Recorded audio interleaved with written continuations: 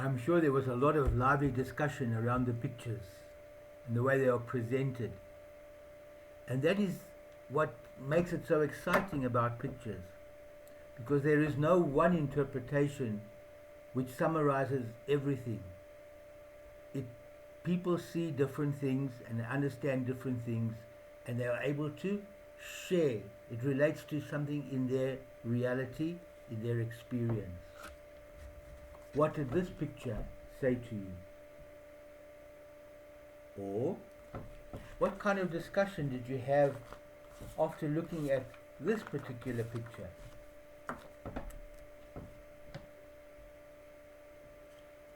This brings me to the point where the book is presented in such a way that the pages dialogue with each other.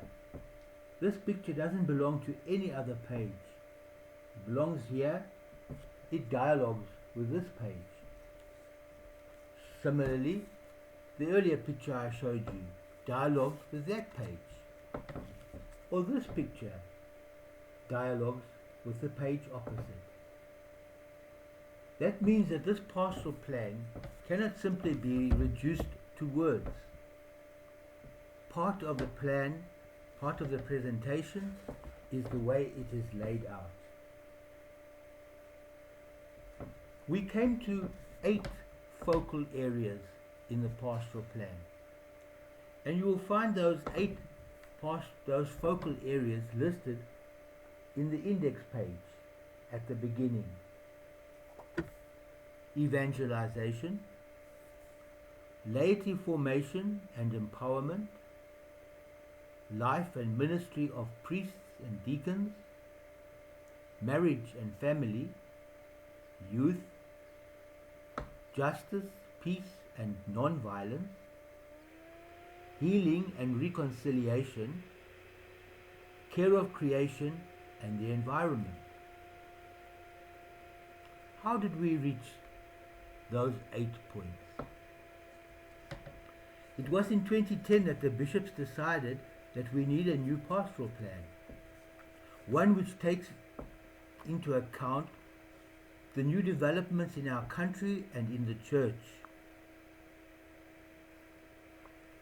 Towards that, in the years before 2010, there were 3 or 4 laity conferences, consultations, which took place around the time of the bishop's plenary session in August at the Marion Hill area. And over time, what emerged from our consultation with the laity were 3 things: formation in the laity, family life, apostolate with the youth. When the bishops themselves, because we were looking at how to restructure our conference, started to look at ad intra and ad extra, our own priorities, we reached 8 points, which have now formed the focal points, focal areas. And these 3 that emerged from the laity are there. But not only did it come from our own consultation within ourselves, but there were a series of consultations among the laity, among the people of God in the parishes, and it was led by Monsignor Barney McAleer through parish questionnaires, through Lenten reflections, gathering the information, analyzing, looking at what was coming to us. Barney did a wonderful job for us. And the feedback from the participants, who were the laity in the parishes, was evaluated, and the priorities were refined and clarified. In this prolonged process, we reached the 8 focal points as they are presented now in the pastoral plan. Evangelization, as I've mentioned, laity formation and empowerment, life and ministry of priests and deacons, marriage and family, youth, justice, peace and non-violence, healing and reconciliation, care of creation and the environment. You will notice that the first focal area is evangelization. And this is beautifully tackled in this when we look at the first focal area, evangelization, page 21 and the following.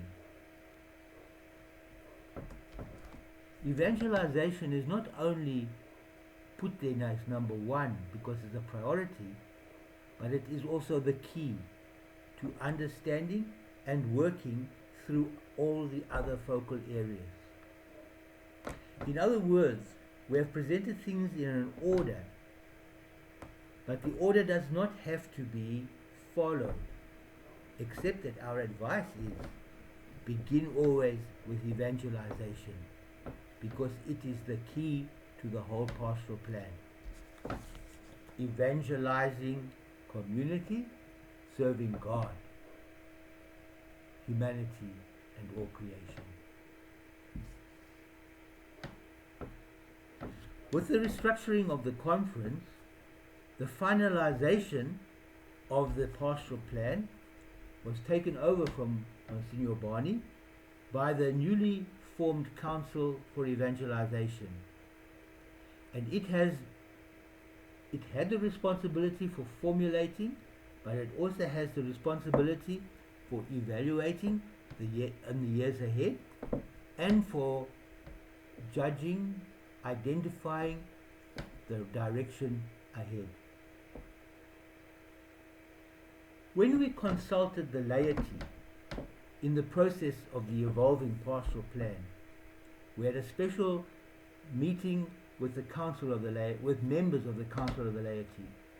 It was brought to our attention that unless we prioritize the parish and the formation of the parish as the chief evangelizing agent, this plan would be hamstrung from the outset. Hence, the presentation of the parish as the center of pastoral care on pages 17 and 18. Evangelization is at the heart of the parish. Rejuvenating, reforming, restructuring, revitalizing our parishes is key to the action that the pastoral plan is calling us to. This means that the two pillars on which this pastoral plan rests is evangelization and the parish life, the pastoral care. Take now a moment in your buzz group and read what we have on page 17 and 18. What do you think about what is written there? And what would be the most challenging to do? Or what do you see to be the obstacle in making the vision of page 17 and 18 a reality? What do you think of this? And what do you think would be the obstacle or the most challenging to making it a reality?